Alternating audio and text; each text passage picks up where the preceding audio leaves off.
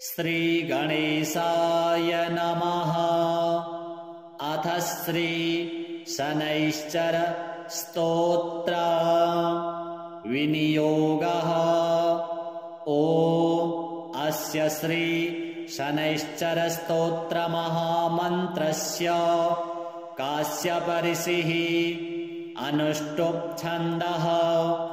शनैश्चरो देवता संबीजां नं शक्तिः मम कीलकां शनैश्चर प्रसाद सिद्ध्यर्थे जपे विनियोगः।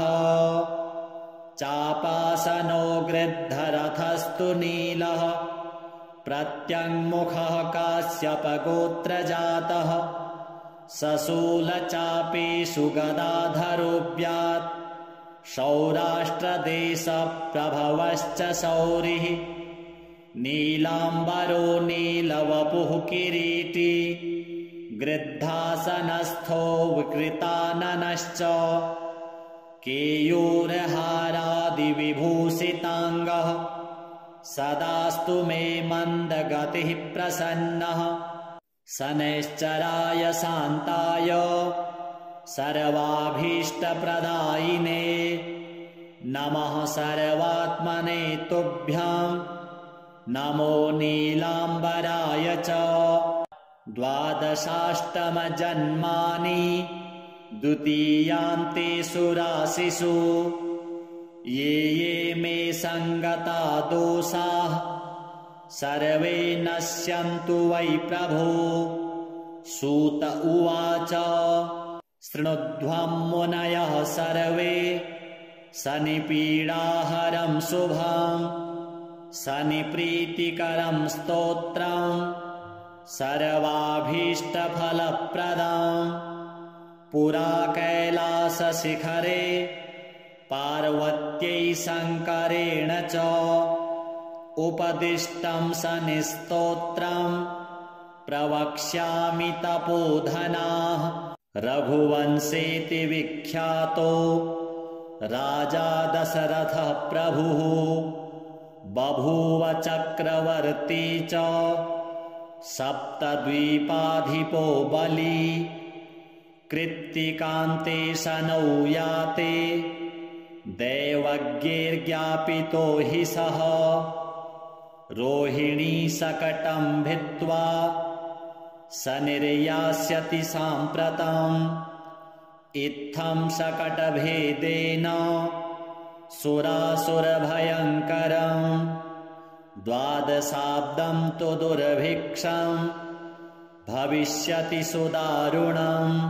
देशाश्च नगरग्रामाः भयभीताः समन्ततः ब्रुवन्ति सर्वलोकानां भयमेतत्समागमम्। एवमुक्तस्ततो वाक्यं मन्त्रिभिः सह पार्थिवः व्याकुलं तु जगद्दृष्ट्वा पौरजानपदादिकम्। पप्रच्छ प्रयतो राजा वसिष्ठप्रमुखान् समाधानं किमस्यास्ति ब्रूत मे मुनिसत्तमाः। प्रजानां परिरक्षायै सर्वज्ञाः सर्वदर्शिनः। तच्छ्रुत्वा मुनयः सर्वे प्रोचुरस्य बलं महत्। शनैश्चरेण शकटे तस्मिन् भिन्ने कुतः प्रजाः। अयं योगो ह्यसाध्यं तु शक्रब्रह्मादिभिस्तथा। स तु सञ्चिन्त्य मनसा सहसा पुरुषर्षभः समादाय धनुर्दिव्यं दिव्यायुधसमन्वितं रथमारुह्य वेगेन गतो नक्षत्रमण्डलम्। सपादयोजनं लक्षं सूर्यस्योपरि संस्थितं रोहिणीं पृष्ठतः स्थाप्य राजा दशरथस्तदा रथे तु काञ्चने दिव्ये सर्वरत्नविभूषिते हंसवर्णहयैर्युक्ते महाकेतुसमुच्छ्रिते दीप्यमानो महारक्त किरीटकटकादिभिः बभ्राजसौ तदाकाशे द्वितीय इव भास्करः आकर्ण्यपूर्णचापेन संहारास्त्रं न्ययोजयत् संहारास्त्रं स निर्दृष्ट्वा सुरासुरभयङ्करम् कृत्तिकान्ते तदा स्थित्वा प्रविशन् किल रोहिणी दृष्ट्वा दशरथं चाग्रे तस्थौ सभ्रकुटीमुखः हसित्वा तद्भयात् सौरिः इदं वचनमब्रवीत् पौरुषं तव राजेन्द्र सुरासुरभयङ्करम् देवासुरमनुष्याश्च सिद्धविद्याधरोरगाः मयावलोकिताः सर्वे दैन्यमाशु व्रजन्ति ते तुष्टोऽहं तव राजेन्द्र तपसा पौरुषेण च वरं ब्रूहि प्रदास्यामि मनसा यदभीप्सितम् दशरथ उवाच अद्य प्रभृति मे राष्ट्रे पीडाकार्या न कस्यचित् रोहिणीं भेदयित्वा तु न गन्तव्यं त्वयासने सरितः सागराः सर्वे यावच्चन्द्रार्कमेदिनी द्वादशाब्दं तु दुर्भिक्षम् न कदाचित् भविष्यति याचितं तु मया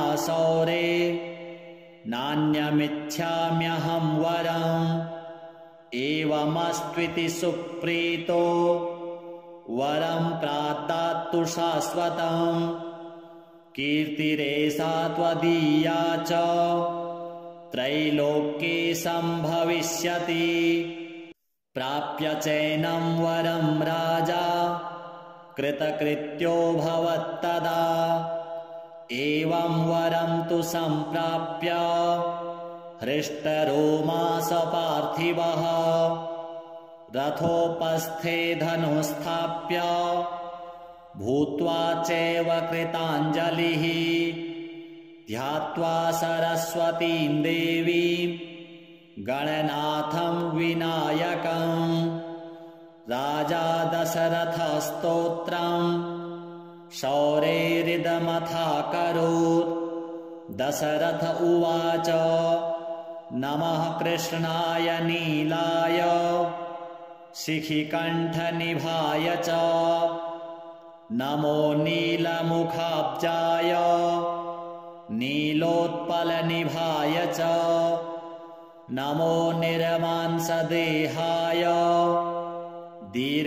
दीर्घश्मश्रुजटाय च नमो विशालनेत्राय शुष्कोदरभयानक नमः परुषनेत्राय स्थूलरोणे नमो नमः नमो नित्यं क्षुधार्ताय अतृप्ताय नमो नमः नमो दीर्घाय शुष्काय कालदंष्ट्राय ते नमः नमस्ते घोररूपाय दुर्निरीक्ष्याय ते नमः नमो घोराय रौद्राय भीषणाय करालिने नमस्ते सर्वभक्षाय वलीमुख नमोऽस्तु ते सूर्यपुत्र नमस्तेस्तु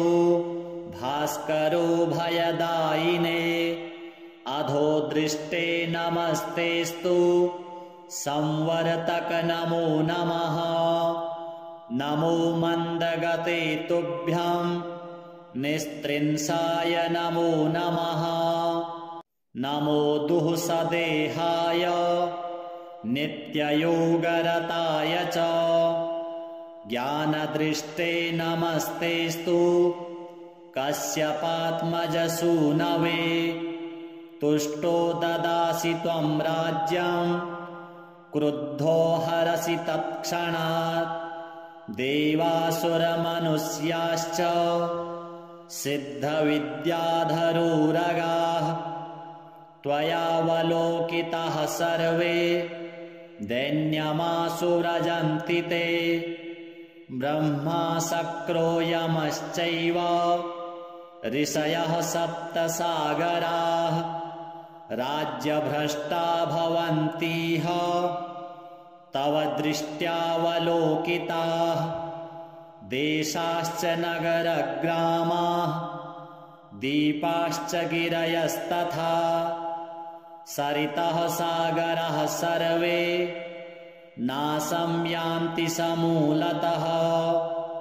प्रसादं कुरु मे शौरे वरदोऽसि महाबल। एवमुक्तस्तदा शौरिः ग्रहराजो महाबलः। अब्रवीच्च स निर्वाक्यं हृष्टरोमा सभास्करः। शनिः उवाच तुष्टोऽहं तव राजेन्द्र स्तोत्रेणानेन सुव्रत। वरं ब्रूहि प्रदास्यामि मनसा यदभीप्सितं। दशरथ उवाच प्रसन्नो यदि मे शौरे पीडां कुरु न कस्यचित्। देवासुरमनुष्याणां पशुपन्नगपक्षिणां। शनिः उवाच ग्रहणाच्च ग्रहाज्ञेयाः ग्रहपीडाकराः स्मृताः। अदेयोऽपि वरोऽस्माभिः तुष्टोऽहं तु ददामि ते। देवासुरमनुष्याश्च सिद्धविद्याधरोरगाः पशुपक्षिमृगा वृक्षाः पीडां मुञ्चन्तु सर्वदा। त्वया प्रोक्तमिदं स्तोत्रं यः पठेत् इह मानवः एककालं क्वचित्कालं पीडां मुञ्चामि तस्य वै। मृत्युस्थानगतो वापि जन्मव्ययगतोऽपि वा पठति श्रद्धया युक्तः शुचिः स्नात्वा समाहितः। समीपत्रैः समभ्यर्च्य प्रतिमां लोहजां मम माशौदनं तिलैर्भिश्च दद्याद्लोहं तु दक्षिणां। कृष्णाङ्गां महिषीं वस्त्रं माम् उद्दिश्य द्विजातये। मद्दिने तु विशेषेण स्तोत्रेणानेन पूजयेत्। पूजयित्वा जपेत् स्तोत्रं भुक्त्वा चैव कृताञ्जलिः। तस्य पीडां न चैवाहं करिष्यामि कदाचन। गोचरे जन्मलग्ने वा दशाश्वन्तरदशासु च रक्षामि सततं तस्य पीडास्वन्यग्रहस्य च। अनेनैव प्रकारेण पीडामुक्तं जगद्भवेत्। सूत उवाच वरद्वयं तु सम्प्राप्य राजा दशरथस्तदा मेने कृतार्थमात्मानं नमस्कृत्य शनैश्चरम्।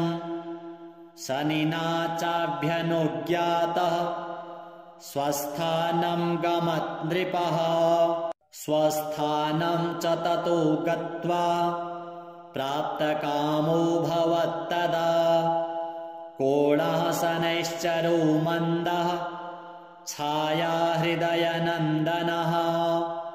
मार्तण्डजस्तथा शौरिः पातङ्गिर्ग्रहनायकः ब्रह्मण्यः क्रूरकर्मा च नीलवस्त्रोऽञ्जनद्युतिः 12 नामानि यः पठेच्च दिने दिने विषमस्थोऽपि भगवान् सुप्रीतस्य तस्य जायते मन्दवारे शुचिः स्नात्वा मिताहारो जितेन्द्रियः तद्वर्णकुसुमैर्युक्तं सर्वाङ्गं द्विजसत्तमाः पूरयित्वान्नपानाद्यैः स्तोत्रं यः प्रयतः पठेत् पुत्रकामो लभेत् पुत्रं धनकामो लभेत् धनं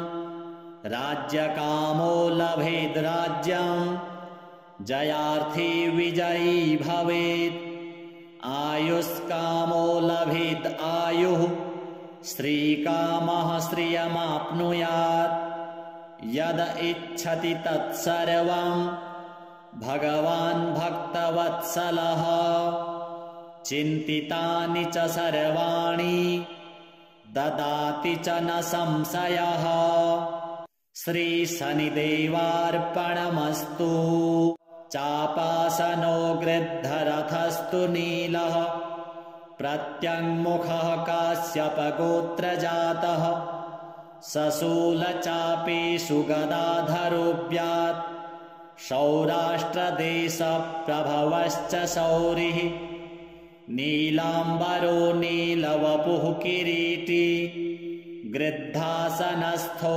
विकृताननश्च केयूरहारादिविभूषिताङ्गः सदास्तु मे मन्दगतिः प्रसन्नः शनैश्चराय शान्ताय सर्वाभीष्टप्रदायिने नमः सर्वात्मने तुभ्यां नमो नीलाम्बराय च 12 द्वितीयान्तेषु राशिषु ये ये मे सङ्गता दोषाः सर्वे नश्यन्तु वै प्रभो सूत उवाच शृणुध्वं मुनयः सर्वे शनिपीडाहरं शुभं शनिप्रीतिकरं स्तोत्रं सर्वाभीष्टफलप्रदं पुरा कैलासशिखरे पार्वत्यै शङ्करेण च उपदिष्टं शनिस्तोत्रं प्रवक्ष्यामि तपोधनाः रघुवंशेति विख्यातो राजा दशरथः प्रभुः बभूव चक्रवर्ती च सप्तद्वीपाधिपो बली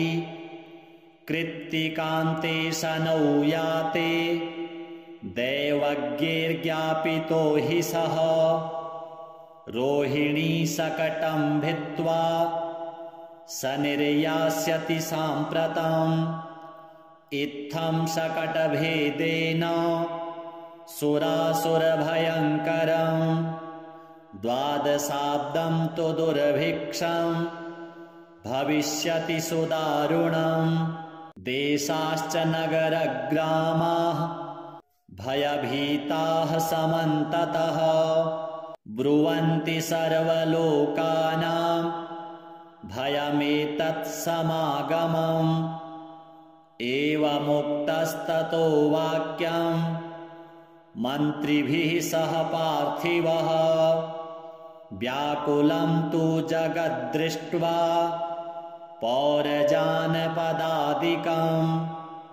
पप्रच्छ प्रयतो राजा वसिष्ठप्रमुखान् ऋषीन् समाधानं किमस्यास्ति ब्रूत मे मुनिसत्तमाः। प्रजानां परिरक्षायै सर्वज्ञाः सर्वदर्शिनः। तच्छ्रुत्वा मुनयः सर्वे प्रोचुरस्य बलं महत्। शनैश्चरेण सकटे तस्मिन् भिन्ने कुतः प्रजाः। अयं योगो ह्यसाध्यं तु शक्रब्रह्मादिभिस्तथा। स तु सञ्चिन्त्य मनसा सहसा पुरुषर्षभः। समादाय धनुर्दिव्यं दिव्यायुधसमन्वितं। रथमारुह्य वेगेन गतो नक्षत्रमण्डलं। सपादयोजनं लक्ष्यं सूर्यस्योपरि संस्थितं। रोहिणीं पृष्ठतः स्थाप्य राजा दशरथस्तदा। रथे तु काञ्चने दिव्ये सर्वरत्नविभूषिते। हंसवर्णहयैर्युक्ते महाकेतुसमुच्छ्रिते। दीप्यमानो महारक्त किरीटकटकादिभिः। बभ्राजसौ तदाकाशे द्वितीय इव भास्करः। आकर्ण्यपूर्णचापेन संहारास्त्रं न्ययोजयत्। संहारास्त्रं स निर्दृष्ट्वा सुरासुरभयङ्करम्। कृत्तिकान्ते तदा स्थित्वा प्रविशन् किल रोहिणी। दृष्ट्वा दशरथं चाग्रे तस्थौ स भ्रुकुटीमुखः। हसित्वा तद्भयात् सौरिः इदं वचनमब्रवीत्। पौरुषं तव राजेन्द्र सुरासुरभयङ्करम्। देवासुरमनुष्याश्च सिद्धविद्याधरोरगाः। मयावलोकिताः सर्वे दैन्यमाशु व्रजन्ति ते। तुष्टोऽहं तव राजेन्द्र तपसा पौरुषेण च। वरं ब्रूहि प्रदास्यामि मनसा यदभीप्सितम्। दशरथ उवाच अद्य प्रभृति मे राष्ट्रे पीडाकार्या न कस्यचित्। रोहिणीं भेदयित्वा तु न गन्तव्यं त्वया शने। सरितः सागराः सर्वे यावच्चन्द्रार्कमेदिनी। द्वादशाब्दं तु दुर्भिक्षं न कदाचित् भविष्यति। याचितं तु मया सौरे नान्यमिच्छाम्यहं वरम्। एवमस्त्विति सुप्रीतो वरं प्रादात्तु शाश्वतम्। कीर्तिरेषा त्वदीया च त्रैलोक्ये सम्भविष्यति। प्राप्य चैनं वरं राजा कृतकृत्यो भवत्तदा। एवं वरं तु सम्प्राप्य हृष्टरोमास पार्थिवः। रथोपस्थे धनुस्थाप्य भूत्वा चैव कृताञ्जलिः। ध्यात्वा सरस्वतीं देवीं गणनाथं विनायकम्। राजा दशरथस्तोत्रं शौरेरिदमथाकरोत्। दशरथ उवाच नमः कृष्णाय नीलाय शिखिकण्ठनिभाय च। नमो नीलमुखाब्जाय नीलोत्पलनिभाय च। नमो निर्मांसदेहाय दीर्घश्मश्रुजटाय च नमो विशालनेत्राय शुष्कोदरभयानक नमः परुषनेत्राय स्थूलरोणे नमो नमः नमो नित्यं क्षुधार्ताय अतृप्ताय नमो नमः नमो दीर्घाय शुष्काय कालदंष्ट्राय ते नमः नमस्ते घोररूपाय दुर्निरीक्ष्याय ते नमः नमो घोराय रौद्राय भीषणाय करालिने नमस्ते सर्वभक्षाय वलीमुख नमोऽस्तु ते सूर्यपुत्र नमस्तेस्तु भास्करो भयदायिने अधोदृष्टे नमस्तेस्तु संवर्तक नमो नमः नमो मन्दगते तुभ्यं निस्त्रिंसाय नमो नमः नमो दुःसदेहाय नित्ययोगरताय च ज्ञानदृष्टे नमस्तेस्तु कश्यपात्मजसूनवे तुष्टो ददासि त्वं राज्यं क्रुद्धो हरसि तत्क्षणात् देवासुरमनुष्याश्च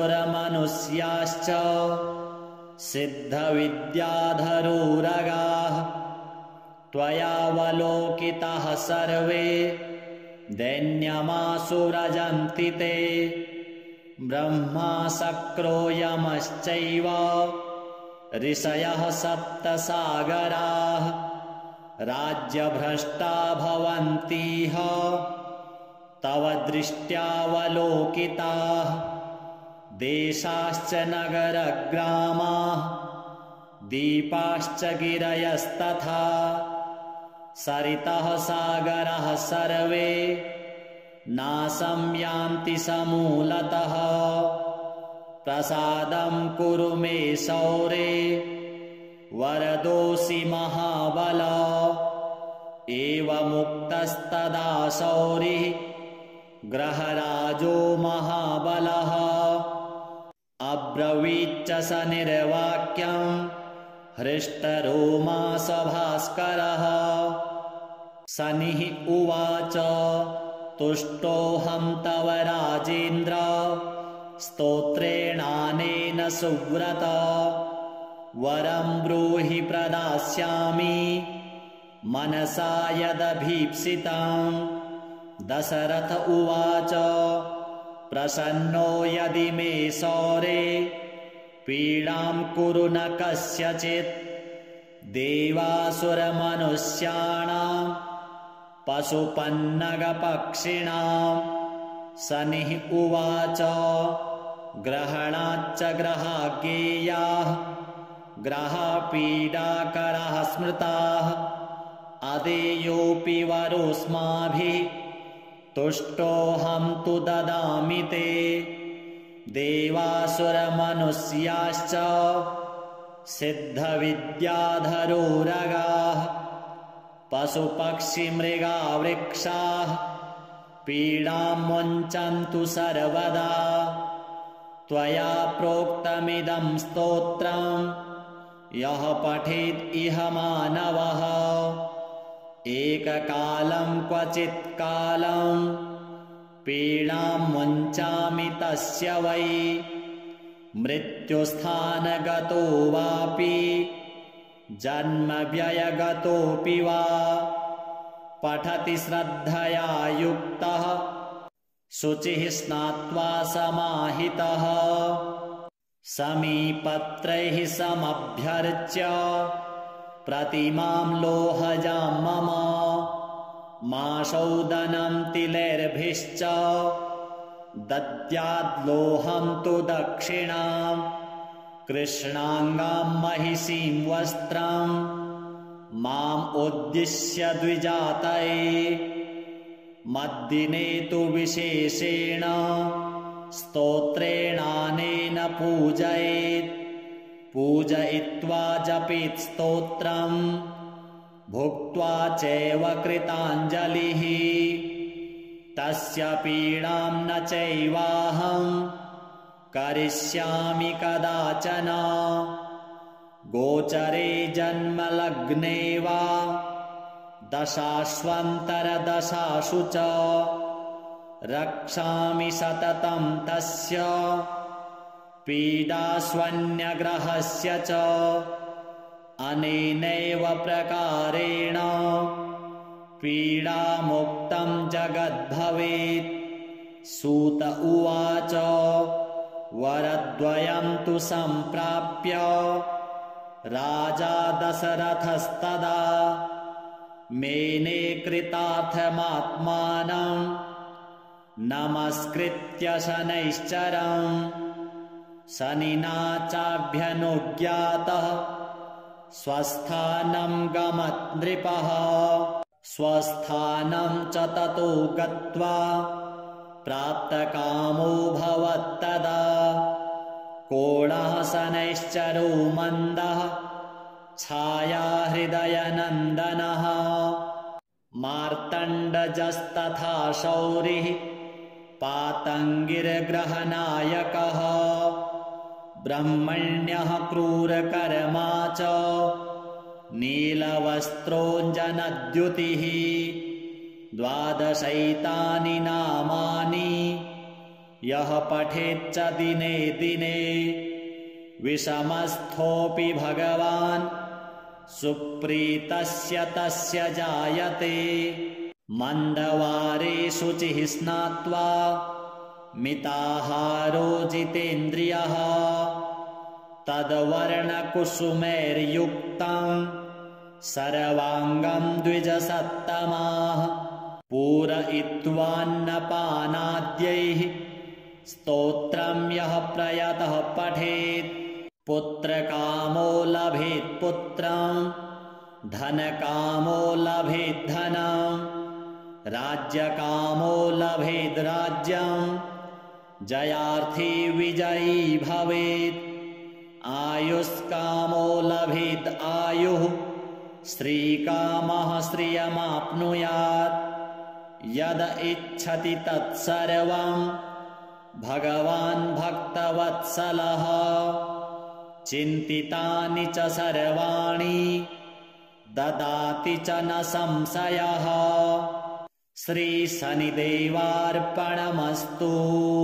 चापासनो गृद्धरथस्तु नीलः प्रत्यङ्मुखः काश्यपगोत्रजातः।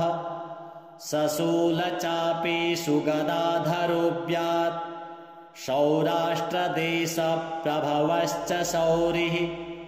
नीलाम्बरो नीलवपुः किरीटी गृद्धासनस्थो विकृताननश्च। केयूरहारादिविभूषिताङ्गः सदास्तु मे मन्दगतिः प्रसन्नः। शनैश्चराय शान्ताय सर्वाभीष्टप्रदायिने नमः सर्वात्मने तुभ्यां नमो नीलाम्बराय च। द्वादशाष्टमजन्मानि द्वितीयान्तेषु राशिषु ये ये मे सङ्गता दोषाः सर्वे नश्यन्तु वै प्रभो। सूत उवाच शृणुध्वं मुनयः सर्वे शनिपीडाहरं शुभं शनिप्रीतिकरं स्तोत्रं सर्वाभीष्टफलप्रदं। पुरा कैलासशिखरे पार्वत्यै शङ्करेण च उपदिष्टं शनिस्तोत्रं प्रवक्ष्यामि तपोधनाः। रघुवंशेति विख्यातो राजा दशरथः प्रभुः बभूव चक्रवर्ती च सप्तद्वीपाधिपो बली। कृत्तिकान्ते शनौ याते दैवज्ञैर्ज्ञापितो हि सः रोहिणी सकटं भित्त्वा सनिर्यास्यति साम्प्रतम् इत्थं शकटभेदेन सुरासुरभयङ्करम् द्वादशाब्दं तु दुर्भिक्षं भविष्यति सुदारुणम् देशाश्च नगरग्रामाः भयभीताः समन्ततः ब्रुवन्ति सर्वलोकानां भयमेतत्समागमम् एवमुक्तस्ततो वाक्यं मन्त्रिभिः सह पार्थिवः व्याकुलं तु जगद्दृष्ट्वा पौरजानपदादिकम्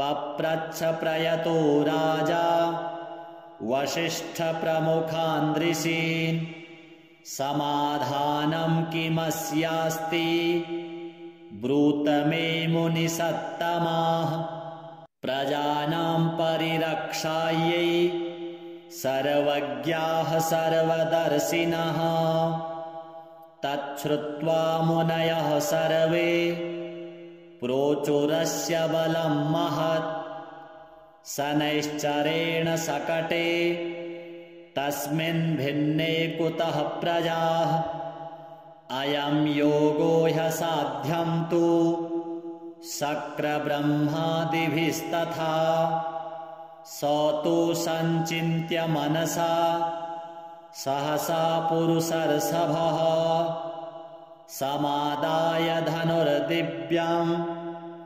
दिव्यायुधसमन्वितम् रथमारुह्य वेगेन गतो नक्षत्रमण्डलम् सपादयोजनं लक्षं सूर्यस्योपरि संस्थितम् रोहिणीं पृष्ठतः स्थाप्य राजा दशरथस्तदा रथे तु काञ्चने दिव्ये सर्वरत्नविभूषिते हंसवर्णहयैर्युक्ते महाकेतुसमुच्छ्रिते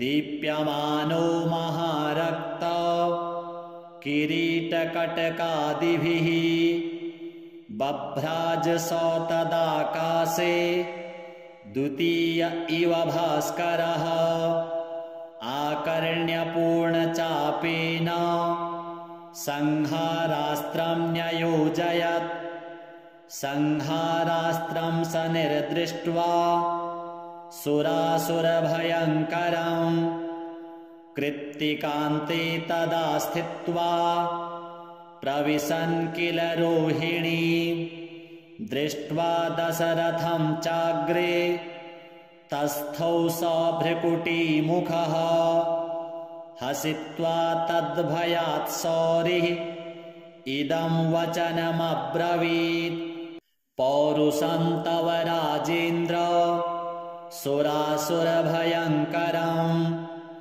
देवासुरमनुष्याश्च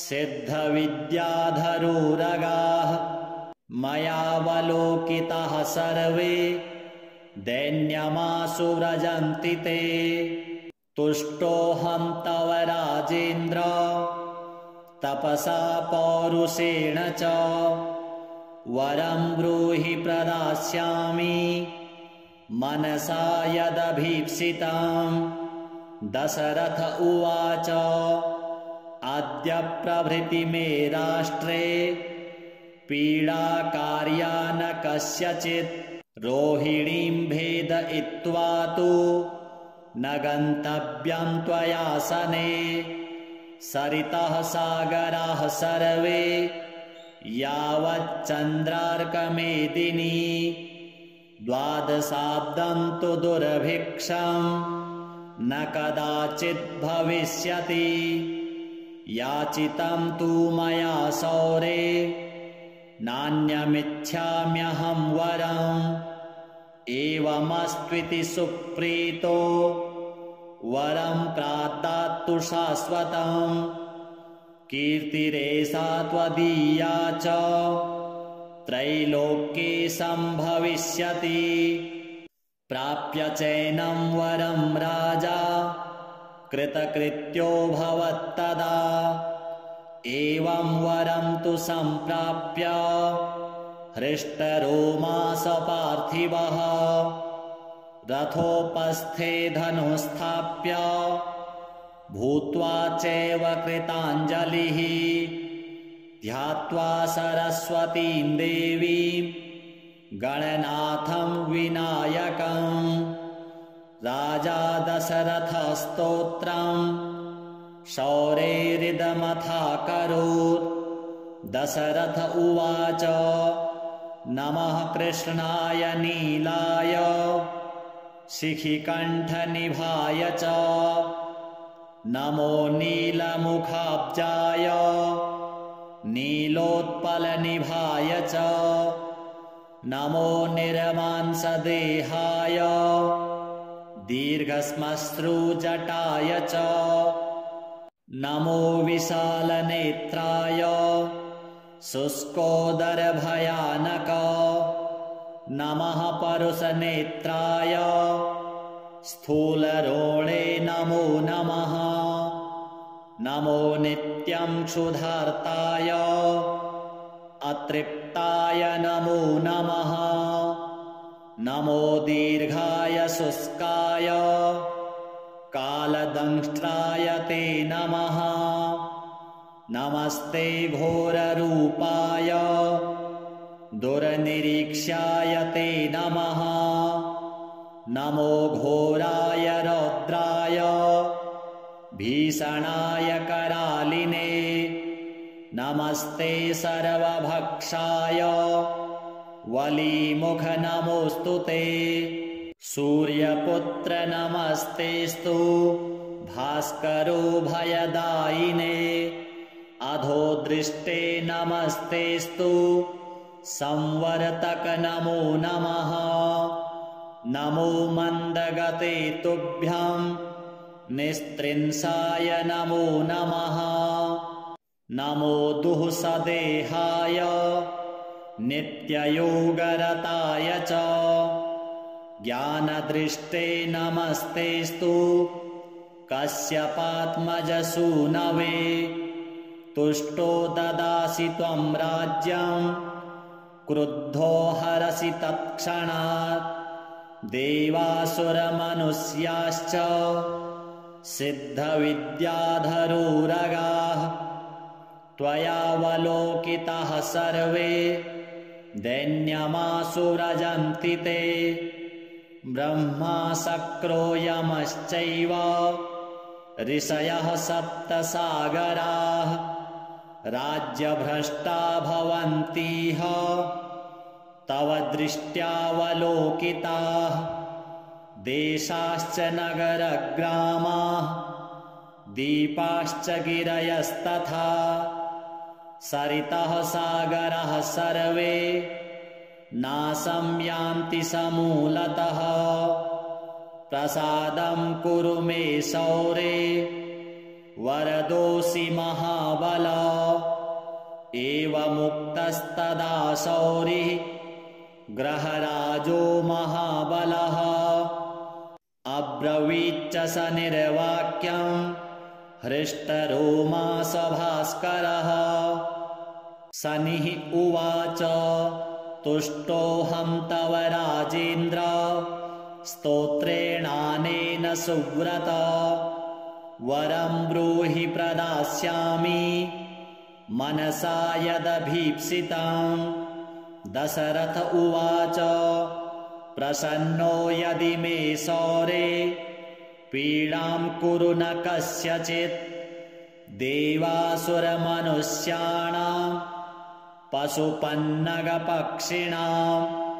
शनिः उवाच ग्रहणाच्च ग्रहाज्ञेयाः ग्रहपीडाकराः स्मृताः अदेयोऽपि वरोऽस्माभिः तुष्टोऽहं तु ददामि ते देवासुरमनुष्याश्च सिद्धविद्याधरोरगाः पशुपक्षिमृगावृक्षाः पीडां मुञ्चन्तु सर्वदा त्वया प्रोक्तमिदं स्तोत्रं यः पठेत् इह मानवः एककालं क्वचित्कालं पीडां मुञ्चामि तस्य वै मृत्युस्थानगतो वापि जन्मव्ययगतोऽपि वा पठति श्रद्धया युक्तः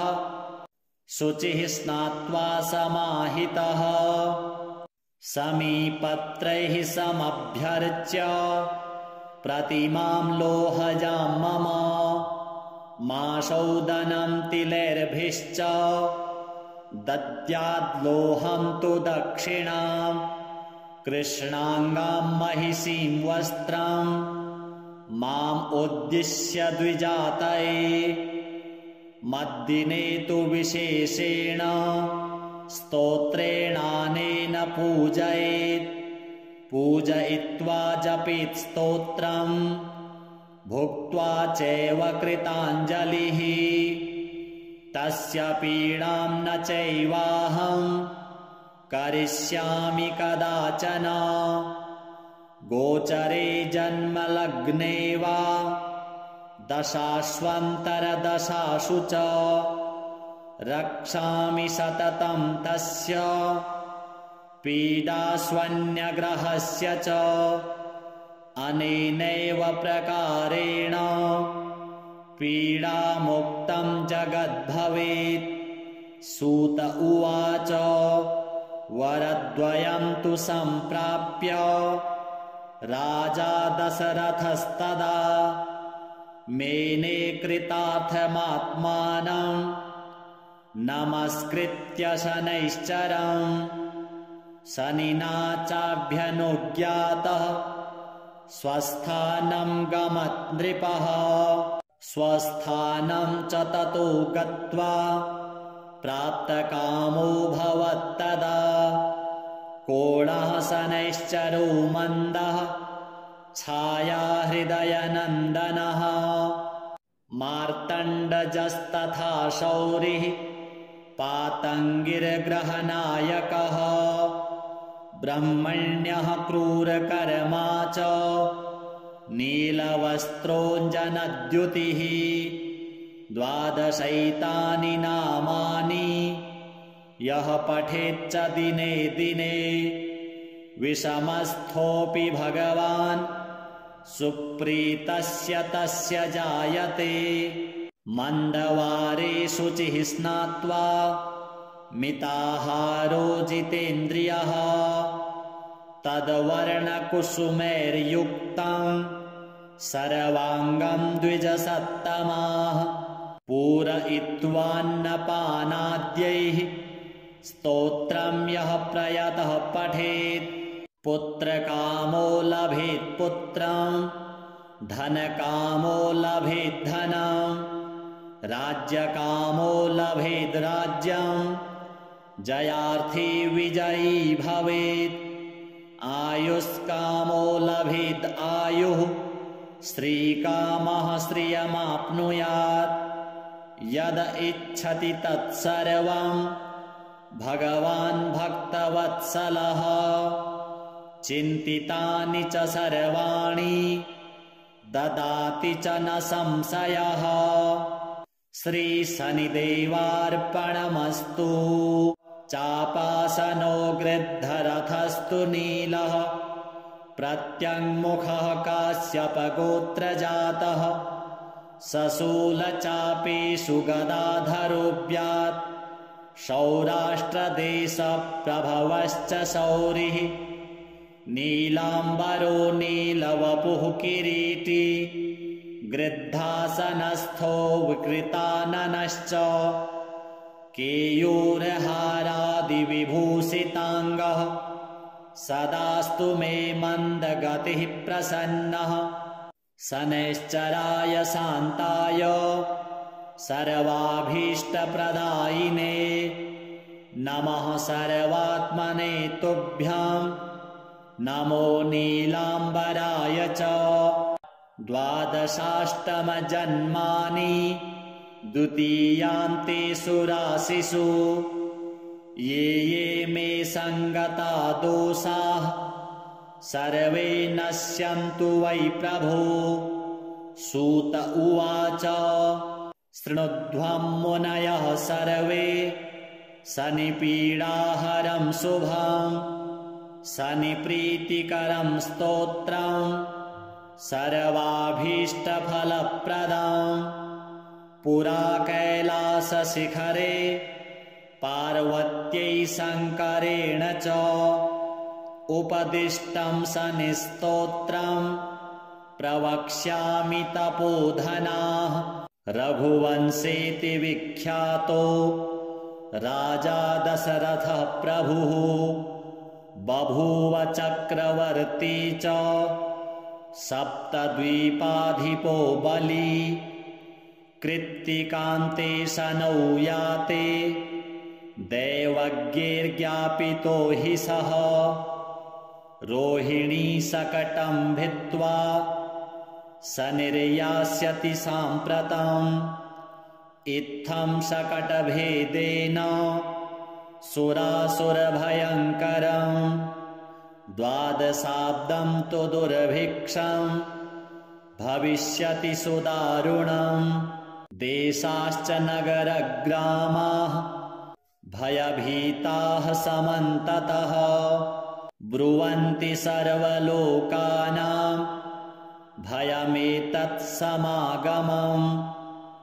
एवमुक्तस्ततो वाक्यं मन्त्रिभिः सह पार्थिवः व्याकुलं तु जगद्दृष्ट्वा पौरजानपदादिकं।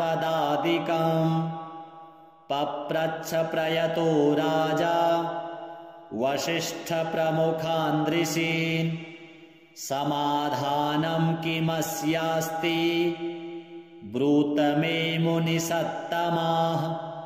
प्रजानां परिरक्षायै सर्वज्ञाः सर्वदर्शिनः।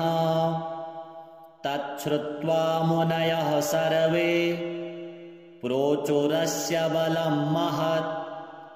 शनैश्चरेण शकटे तस्मिन् भिन्ने कुतः प्रजाः। अयं योगो ह्यसाध्यं तु शक्रब्रह्मादिभिस्तथा।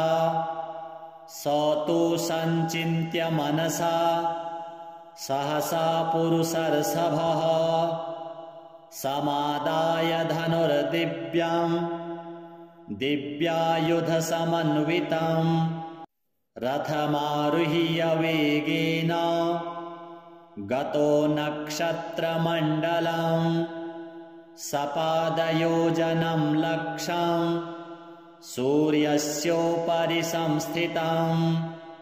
रोहिणीं पृष्ठतः स्थाप्य राजा दशरथस्तदा रथे तु काञ्चने दिव्ये सर्वरत्नविभूषिते हंसवर्णहयैर्युक्ते महाकेतुसमुच्छ्रिते दीप्यमानो महारक्त किरीटकटकादिभिः बभ्राजसौ तदाकाशे द्वितीय इव भास्करः आकर्ण्यपूर्णचापेन संहारास्त्रं न्ययोजयत्। संहारास्त्रं शनिर्दृष्ट्वा सुरासुरभयङ्करं कृत्तिकान्ते तदा स्थित्वा प्रविशन् किल रोहिणी। दृष्ट्वा दशरथं चाग्रे तस्थौ स भ्रुकुटीमुखः हसित्वा तद्भयात् सौरिः इदं वचनमब्रवीत्। पौरुषं तव राजेन्द्र सुरासुरभयङ्करं देवासुरमनुष्याश्च सिद्धविद्याधरोरगाः मयावलोकिताः सर्वे दैन्यमाशु व्रजन्ति ते। तुष्टोऽहं तव राजेन्द्र तपसा पौरुषेण च। वरं ब्रूहि प्रदास्यामि मनसा यदभीप्सितम्। दशरथ उवाच अद्य प्रभृति मे राष्ट्रे पीडा कार्या न कस्यचित्। रोहिणीं भेदयित्वा तु न गन्तव्यं त्वयासने। सरितः सागराः सर्वे यावच्चन्द्रार्कमेदिनी। द्वादशाब्दं तु दुर्भिक्षं न कदाचित् भविष्यति। याचितं तु मया सौरे नान्यमिच्छाम्यहं वरम्। एवमस्त्विति सुप्रीतो वरं प्रादात्तु शाश्वतम्। कीर्तिरेषा त्वदीया च त्रैलोक्ये सम्भविष्यति। प्राप्य चैनं वरं राजा कृतकृत्यो भवत्तदा। एवं वरं तु सम्प्राप्य हृष्टरोमास पार्थिवः। रथोपस्थे धनुस्थाप्य भूत्वा चैव कृताञ्जलिः। ध्यात्वा सरस्वतीं देवीं गणनाथं विनायकम्। राजा दशरथस्तोत्रं शौरेरिदमथाकरोत्। दशरथ उवाच नमः कृष्णाय नीलाय शिखिकण्ठनिभाय च। नमो नीलमुखाब्जाय नीलोत्पलनिभाय च। नमो निर्मांसदेहाय दीर्घश्मश्रुजटाय च। नमो विशालनेत्राय शुष्कोदरभयानक। नमः परुषनेत्राय स्थूलरोणे नमो नमः। नमो नित्यं क्षुधार्ताय अतृप्ताय नमो नमः। नमो दीर्घाय शुष्काय कालदंष्ट्राय ते नमः। नमस्ते घोररूपाय दुर्निरीक्ष्याय ते नमः। नमो घोराय रौद्राय भीषणाय करालिने। नमस्ते सर्वभक्षाय वलीमुख नमोऽस्तु ते। सूर्यपुत्र नमस्तेस्तु भास्करो भयदायिने। अधोदृष्टे नमस्तेस्तु संवर्तक नमो नमः। नमो मन्दगते तुभ्यं निस्त्रिंसाय नमो नमः। नमो दुःसदेहाय नित्ययोगरताय च। ज्ञानदृष्टे नमस्तेस्तु कश्यपात्मजसूनवे।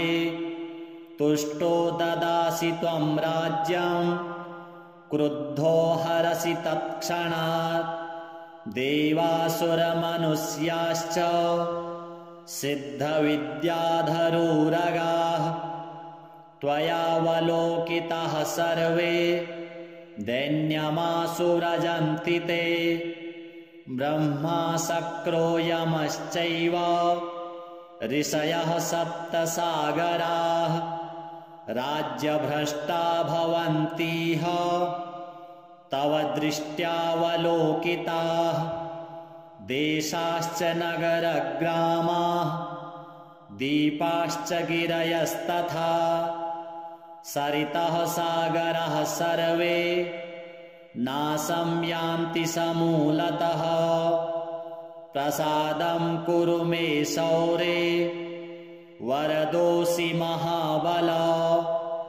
एवमुक्तस्तदा शौरिः ग्रहराजो महाबलः अब्रवीच्च स निर्वाक्यं हृष्टरोमा स भास्करः शनिः उवाच तुष्टोऽहं तव राजेन्द्र स्तोत्रेणानेन सुव्रत वरं ब्रूहि प्रदास्यामि मनसा यदभीप्सितं। दशरथ उवाच प्रसन्नो यदि मे सौरे पीडां कुरु न कस्यचित् देवासुरमनुष्याणां पशुपन्नगपक्षिणां। शनिः उवाच ग्रहणाच्च ग्रहाज्ञेयाः ग्रहपीडाकराः स्मृताः अदेयोऽपि वरोऽस्माभिः तुष्टोऽहं तु ददामि ते। देवासुरमनुष्याश्च सिद्धविद्याधरोरगाः पशुपक्षिमृगा वृक्षाः पीडां मुञ्चन्तु सर्वदा। त्वया प्रोक्तमिदं स्तोत्रं यः पठेत् इह मानवः एककालं क्वचित्कालं पीडां मुञ्चामि तस्य वै।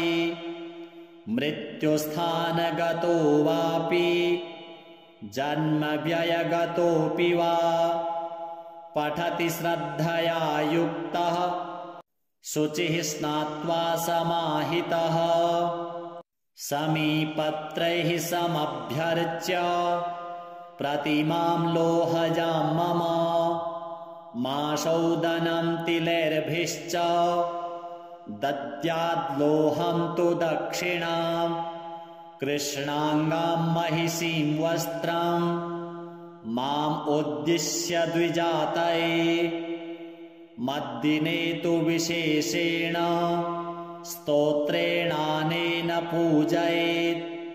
पूजयित्वा जपेत् स्तोत्रं भुक्त्वा चैव कृताञ्जलिः तस्य पीडां न चैवाहं करिष्यामि कदाचन।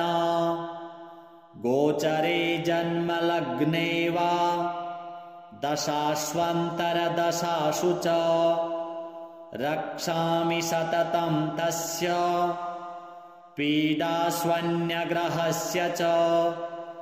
अनेनैव प्रकारेण पीडामुक्तं जगद्भवेत्।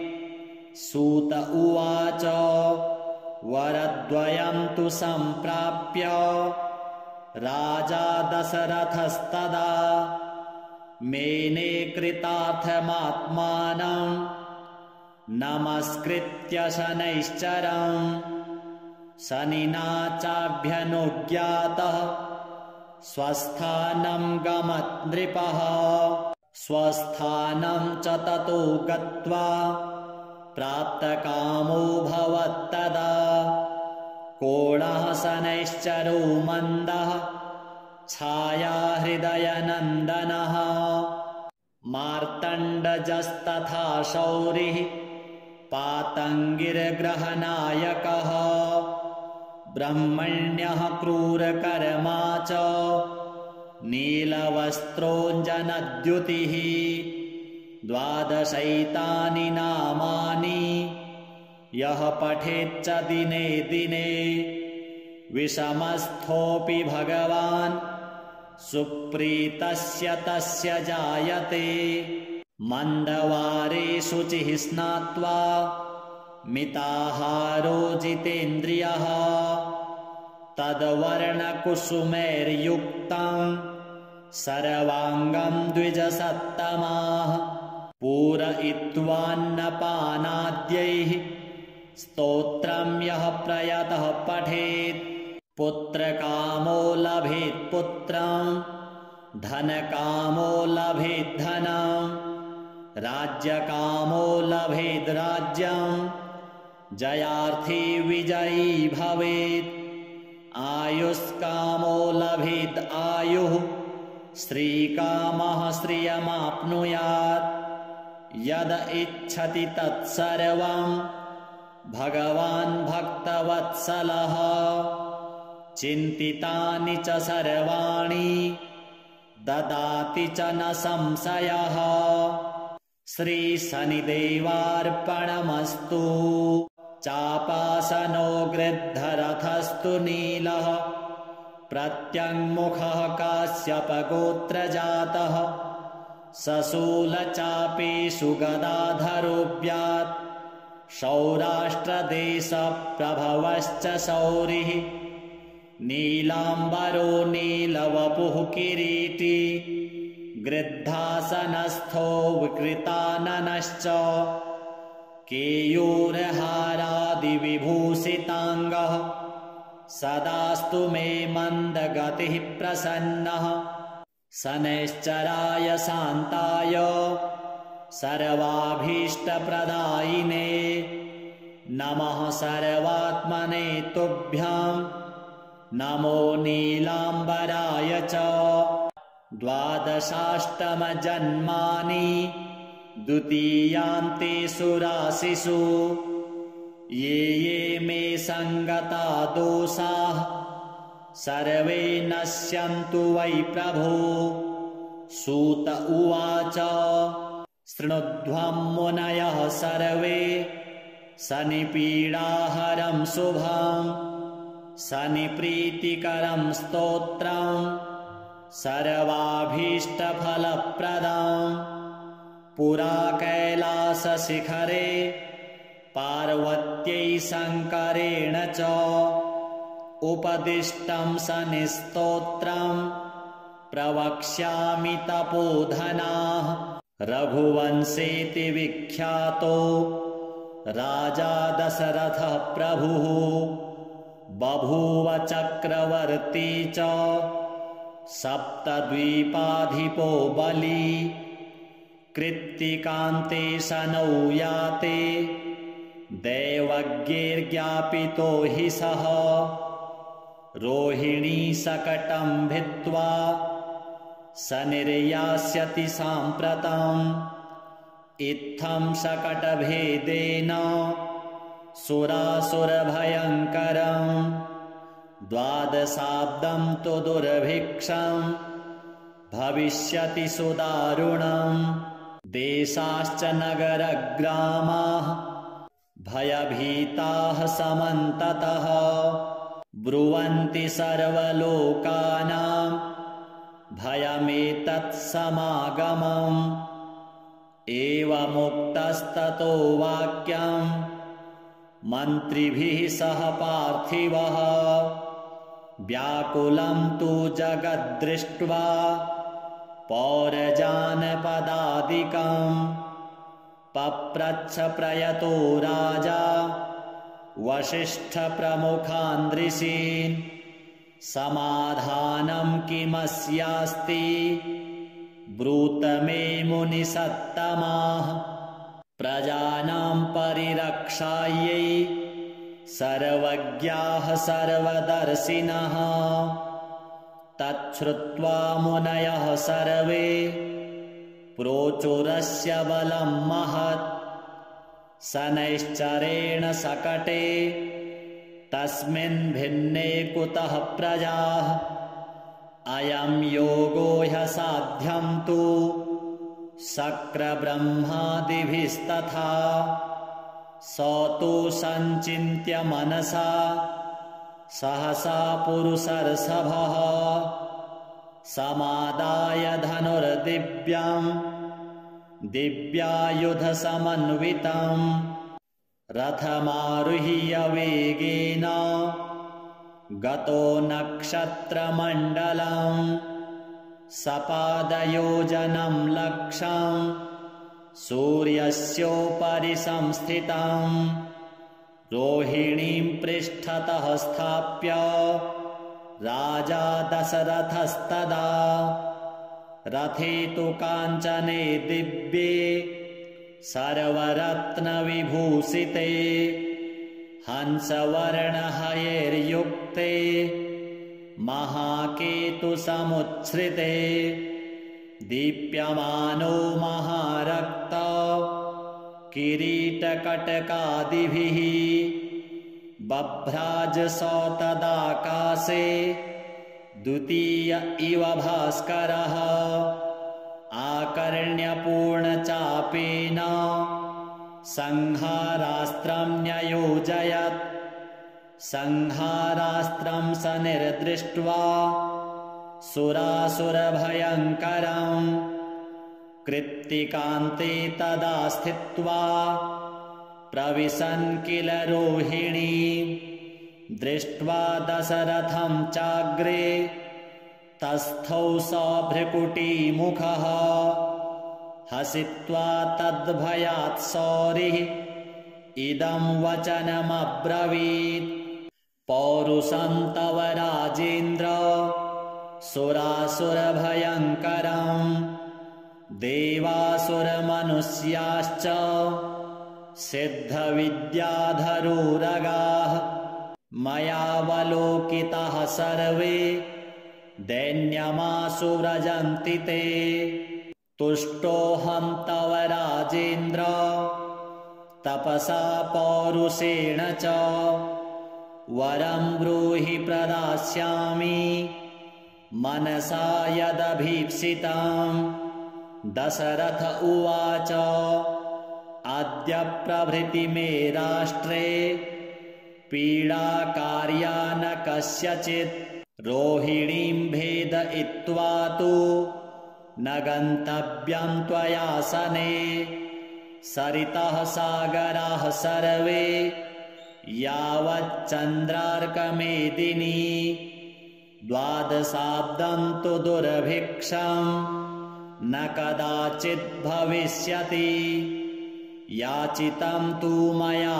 सौरे नान्यमिच्छाम्यहं वरम् एवमस्त्विति सुप्रीतो वरं प्रादात्तु शाश्वतं कीर्तिरेषा त्वदीया च त्रैलोक्ये सम्भविष्यति प्राप्य चैनं वरं राजा कृतकृत्यो भवत्तदा एवं वरं तु सम्प्राप्य हृष्टरोमास पार्थिवः रथोपस्थे धनुस्थाप्य भूत्वा चैव कृताञ्जलिः ध्यात्वा सरस्वतीं देवीं गणनाथं विनायकं राजा दशरथस्तोत्रं शौरेरिदमथाकरोत्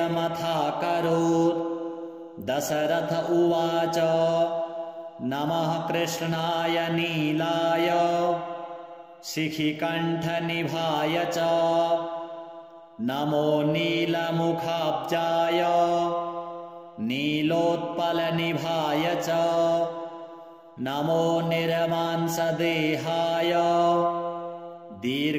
दीर्घश्मश्रुजटाय च नमो विशालनेत्राय शुष्कोदरभयानक नमः परुषनेत्राय स्थूलरोणे नमो नमः नमो नित्यं क्षुधार्ताय अतृप्ताय नमो नमः नमो दीर्घाय शुष्काय कालदंष्ट्राय ते नमः नमस्ते घोररूपाय दुर्निरीक्ष्याय ते नमः नमो घोराय रौद्राय भीषणाय करालिने नमस्ते सर्वभक्षाय वलीमुख नमोऽस्तु ते सूर्यपुत्र नमस्तेस्तु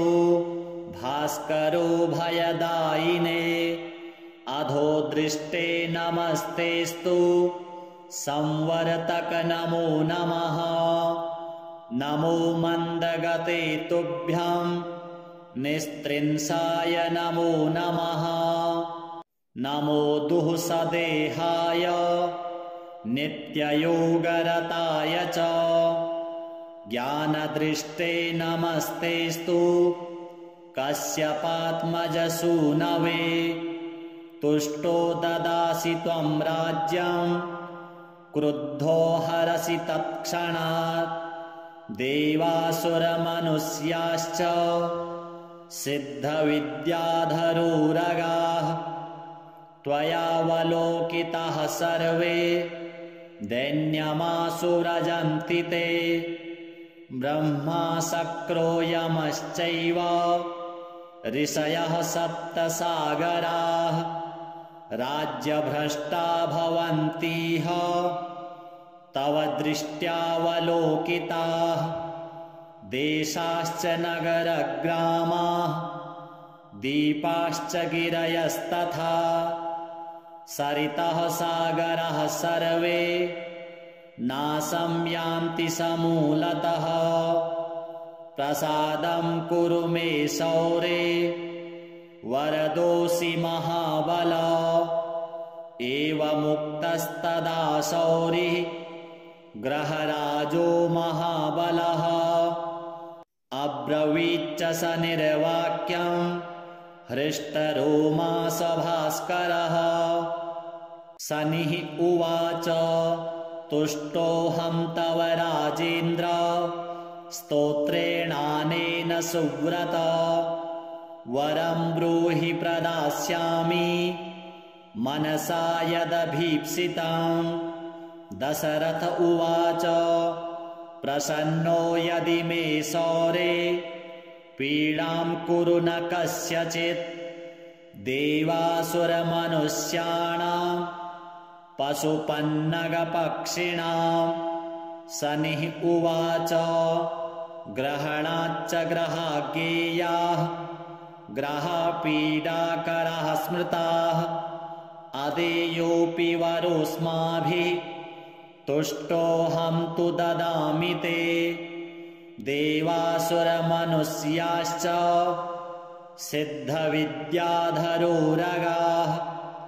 पशुपक्षिमृगा वृक्षाः पीडां मुञ्चन्तु सर्वदा त्वया प्रोक्तमिदं स्तोत्रं यः पठेत् इह मानवः एककालं क्वचित्कालं पीडां मुञ्चामि तस्य वै मृत्युस्थानगतो वापि जन्मव्ययगतोऽपि वा पठति श्रद्धया युक्तः शुचिः स्नात्वा समाहितः समीपत्रैः समभ्यर्च्य प्रतिमां लोहजां मम माशौदनं तिलैर्भिश्च दद्याद्लोहं तु दक्षिणां कृष्णाङ्गां महिषीं वस्त्रं माम् उद्दिश्य द्विजातये मद्दिने तु विशेषेण स्तोत्रेणानेन पूजयेत् पूजयित्वा जपेत् स्तोत्रं भुक्त्वा चैव कृताञ्जलिः तस्य पीडां न चैवाहं करिष्यामि कदाचन गोचरे जन्मलग्ने वा दशाश्वन्तरदशासु च रक्षामि सततं तस्य पीडास्वन्यग्रहस्य च अनेनैव प्रकारेण पीडामुक्तं जगद्भवेत् सूत उवाच वरद्वयं तु सम्प्राप्य राजा दशरथस्तदा मेने कृतार्थमात्मानं